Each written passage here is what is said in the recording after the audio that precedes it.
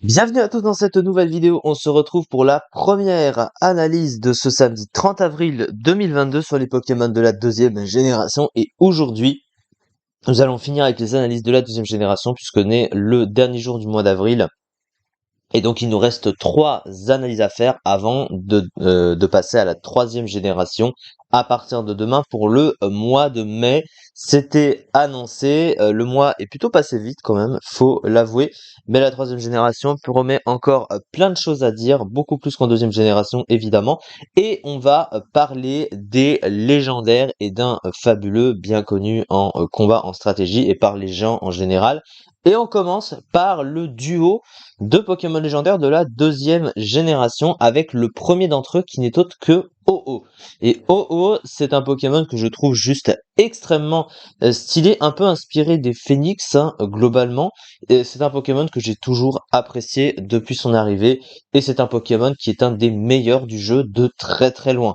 Il a énormément de choses qui le rendent très fort, avec quelques petites lacunes comme tous les Pokémon finalement, mais c'est un Pokémon qui est extrêmement fort. Alors qu'est-ce que c'est Ho-Oh en stratégie? On commence par le type tout d'abord, il est de type feu et vol. Alors feu et vol, c'est un type que l'on connaît avec Dracofeu ou Sulfura notamment.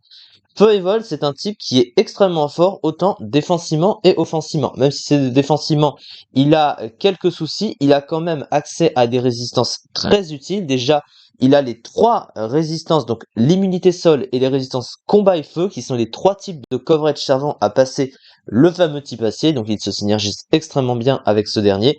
Il a également 2 doubles résistances insectes et plantes, une résistance fée et une résistance acier, un bon cumul de résistance et double résistance avec l'immunité sol évidemment, pour 3 faiblesses qui sont quand même très gênantes au type électrique et au type eau, et la plus gênante d'entre elles, et qui est d'une grosse importance finalement, c'est la double faiblesse au piège de roc, ce qui fait que quand il arrive sur les pièges de roc, s'il n'a pas les grosses bottes dont il profite énormément en 8ème génération, eh bien il prend la moitié de sa barre de vie quand il arrive sur le terrain, et ça c'est un peu ce qui va le plus le gêner globalement, et qui l'handicape un petit peu et qui l'empêche d'être vraiment encore plus haut qu'il ne l'est déjà, même s'il est déjà très fort évidemment.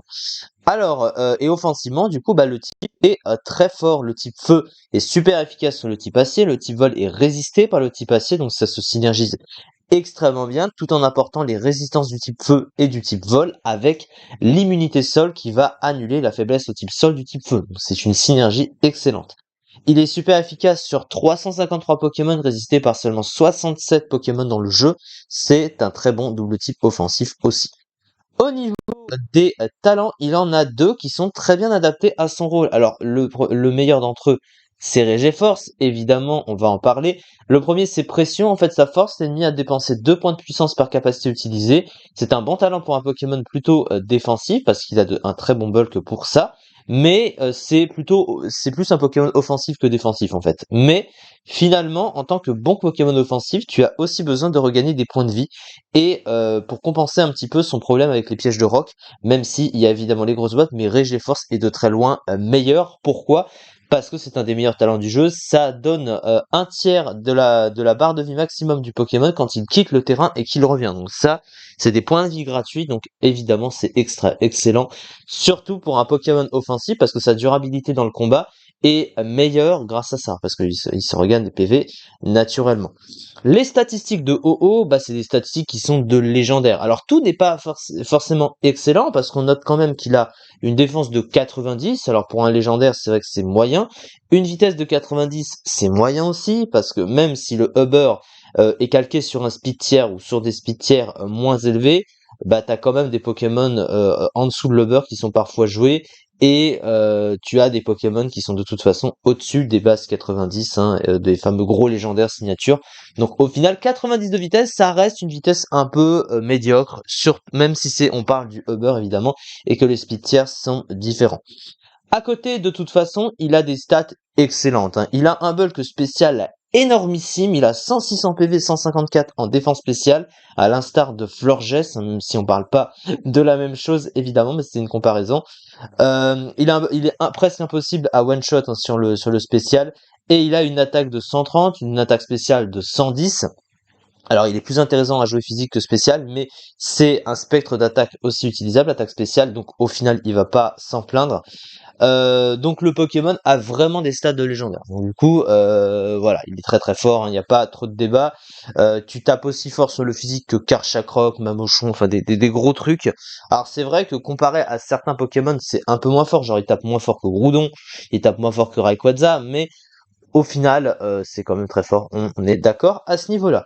Alors, qu'est-ce qu'il possède en termes de Moupoule? Alors, il y a des choses très intéressantes dans son Moupoule, et il a une attaque signature, une attaque qui est jouée par Entei, hein, qu'on a vu il n'y a pas si longtemps de cela, Sacred Fire, donc feu sacré, qu'on peut voir ici, qui a une chance sur deux de brûler l'adversaire, tout en profitant des 130 d'attaque, 100 de puissance avec le stab, 150, une précision quasi parfaite. Le seul petit défaut, c'est que ça n'a que 5 points de puissance, 8 avec le PP max, et que du coup, c'est une attaque que tu vas peu utiliser, là où des attaques comme, par exemple, Lance-Flamme, hein, vous voyez, ça a plus de points de puissance, donc il y a plus de chances de l'utiliser, tout en profitant de 10% de chances de brûler, mais la seule chose, c'est qu'il tape plus fort sur le physique. Donc voilà pour ça. Après, il a évidemment bout de feu, mais bout de feu, c'est un peu dommage, parce que ça lui donne du recul. Alors ça reste très fort, on est d'accord, mais ça lui donne du recul, et comme il a ta double faiblesse au piège de roc, si tu le joues pas avec les grosses bottes, bah t'es obligé de choisir finalement ce que tu veux jouer avec lui.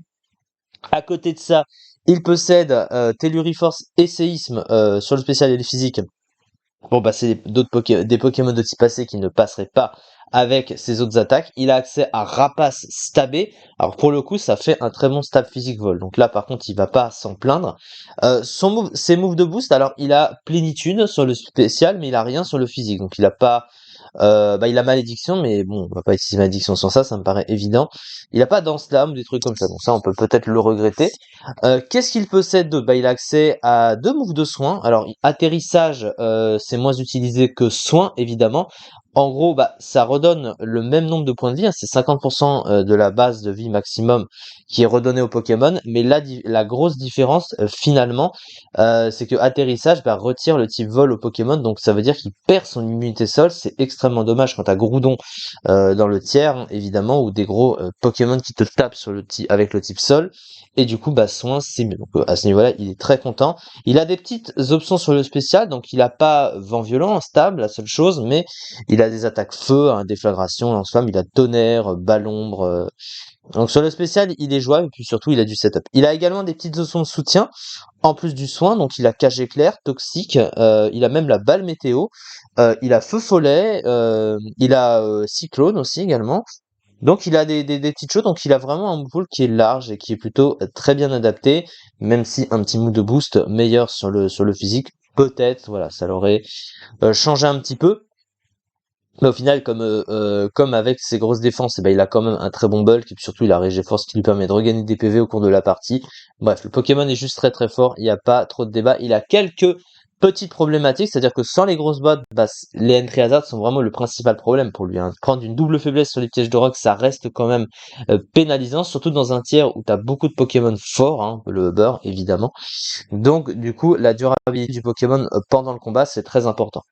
Une défense spéciale plus qu'excellente couplée à une excellente attaque, des bonnes statistiques en PV et attaque spéciale, un excellent talent, un double type excellent offensivement et plutôt bon défensivement, un bon pool offensif et défensif le rendant assez versatile, une attaque signature feu sacré qui est excellente, des statistiques en vitesse et en défense moyenne, un double type qui, bien qu'ayant des résistances et immunités utiles, souffre notamment d'une double faiblesse au type roche et donc au piège de roc. Mais cela étant dit, il est quand même top tier du Uber, il atteint la 9e place du classement avec 15,71% de l'Uber, donc évidemment, voilà, le Pokémon est fort, hein, il n'y a pas trop de débat à ce niveau-là. Donc voilà, c'est ça pour cette vidéo. Du coup, on va passer, on parlera des deux autres analyses du jour. On aura l'autre Pokémon du duo légendaire et le fabuleux de la fin pour finir avec cette deuxième génération. Merci beaucoup de m'avoir suivi bien sûr et à très vite pour une prochaine vidéo.